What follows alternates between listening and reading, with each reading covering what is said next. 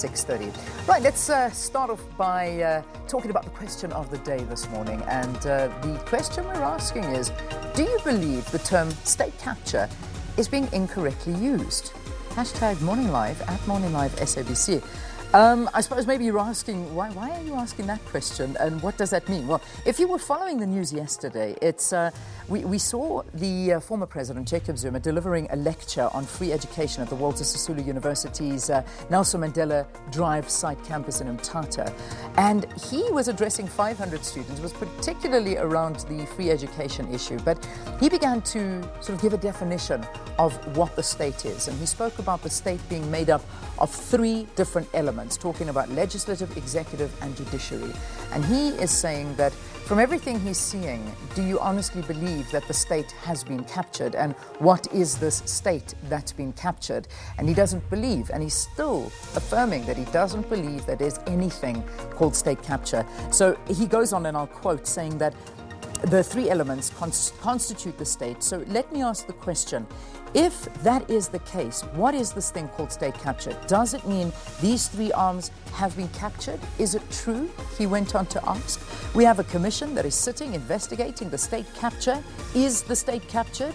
My view, and I am not disagreeing with anyone, is that these are politically decorated expressions. Okay, so those are the views of our former president, Jacob Zuma. But do you think state capture is the right phrase to be using? And is that the right way we should be looking into the commission? Just a question we're throwing out to you today.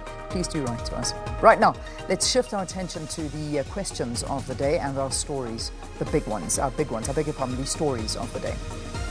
So first up, we can see this is the last day of the tax indaba, and today's focus will be on how VAT on zero-rated items will impact the poor. Statistics South Africa releases mining production and sale numbers for July 2018. And an inquiry into the naturalization of the Gupta family continues in Parliament. Home Affairs Minister Malusi Gigaba is expected to take the hot seat.